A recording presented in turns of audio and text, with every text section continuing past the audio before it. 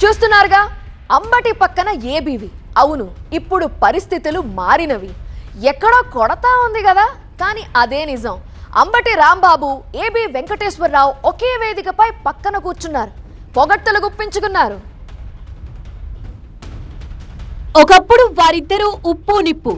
30 ఏళ్ల సర్వీస్ ఉన్న డీజీపీ ర్యాంకులో ఉన్న సీనియర్ ఆఫీసర్ మీద తప్పుడు పత్రాలు సృష్టిస్తే అధికారులు ఇంకా న్యాయం ఎక్కడ ఉంటుంది? కాబట్టి దాని మీద విచారణ జరిపించండి, బాధ్యుల మీద చర్యలు తీసుకోండి అని చెప్పి ఏప్రిల్ 2021లో అడిగారు. మళ్ళీ రిమైండర్ కూడా ఇచ్చాను. అయినా దానికి ఇప్పటి వరకు ఏమైందో తెలియదు. నాకు తెలిసి అందులో ఏ చలనం లేదు. ఆయన వచ్చి వాళ్ళు చెప్పేటటువంటి ప్రయత్నం చేస్తున్నాను. నేను అడుగుతా ఉన్నా, ఏబీ వెంకటేశ్వరరావు గారు, మీరు ప్రెస్ క్లబ్లు ఎందుకు పెట్టారండి మీటింగు? ఎన్టీఆర్ ట్రస్ట్ భవన్ ఉంది కదా, దానిలో ప్రెస్ మీటింగ్ పెడితే సరిపోయేది కదా.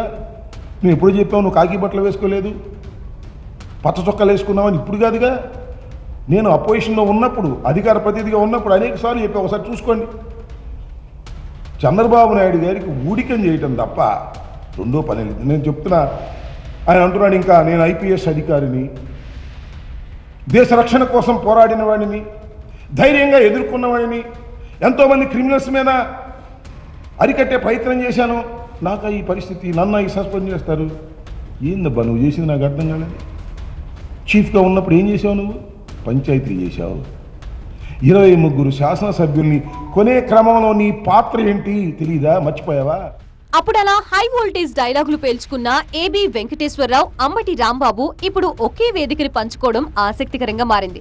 రావణ్ పై నమోదైన ఉపా కేసుకు వ్యతిరేకంగా వామపక్షాలు నిర్వహించిన రౌండ్ టేబుల్ సమావేశంలో ఈ ఇద్దరు పక్కపక్కనే కూర్చోవడం, అంబటి రాంబాబు ఏబీవీపై ప్రశంసల వర్షం కురిపించడం టాక్ ఆఫ్ ఆంధ్రప్రదేశ్ గా మారింది. రావణ్ పై అక్రమంగా నమోదు చేసిన కేసుకు వ్యతిరేకంగా రిటైర్డ్ ఐపీఎస్ అధికారి ఏబీ వెంకటేశ్వరరావు గళమెత్తడాన్ని చూసి తాను ఇన్స్పైర్ అయ్యానన్నారు అంబటి రాంబాబు.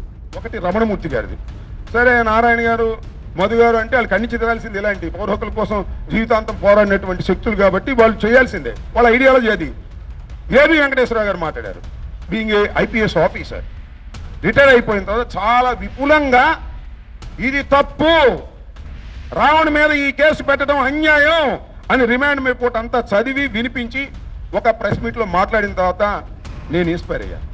పౌర హక్కుల సంఘాలు కనుమరుగైన వేళ ఏబీ వెంకటేశ్వరరావు లాంటి వారు ముందుకు రావడం ఆహ్వానించదగిన పరిణామం అన్నారు అంబటి రాంబాబు. నారాయణ గారు కానీ మధు గారు కానీ మాకు చిరకాల పరిస్థితులు, మాకు వాళ్ళకి ఐడియాలజీ డిఫరెన్స్ ఉన్నా పోరాటంలో వారు ముందుంటారు, ముందుండాలి.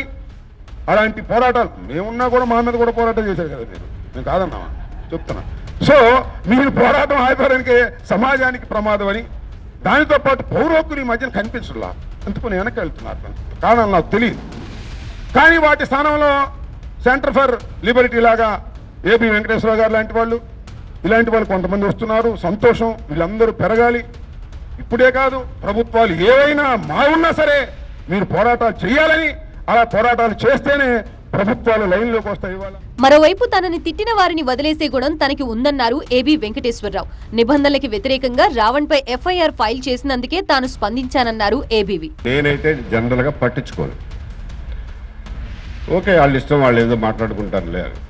ఎందుకంటే భావస్వేచ్ఛ మీద మౌలికమైన విశ్వాసం ఉన్నవాడిగా నేను కొంత వెసులుబాటు నన్ను తిట్టేవాళ్ళకు కూడా ఇస్తాను. అది నా ఇష్టం.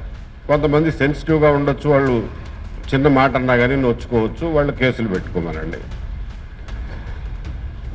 ఈ ఉపా చట్టం ఏదైతే పెట్టారో దాని వరకు వచ్చేసరికి నేను చూడగలిగింది, నా చేతిలో ఉన్నది కేవలం రిమాండ్ రిపోర్ట్ మాత్రమే. ఎఫ్ఐఆర్, రిమాండ్ రిపోర్టు, ఈ రెండిట్లో ఏమి రాశారు అనేది మాత్రమే చూస్తాం. అంతే తప్ప రావణ్ మంచివాడా చెడ్డవాడా, రావణ్ కులమేంటి, మతం ఏంటి, పేరేంటి, అసలు పేరేంటి, కొసరు పేరేంటి, ఇవన్నీ నాకు అనవసరం. రౌండ్ టేబుల్ సమావేశంలో అంబటి రాంబాబు, ఏబీవి కాసేపు ముచ్చటించుకున్నారు. వీరిద్దరూ ఏం మాట్లాడుకున్నారన్నది ఆసక్తికరంగా మారింది.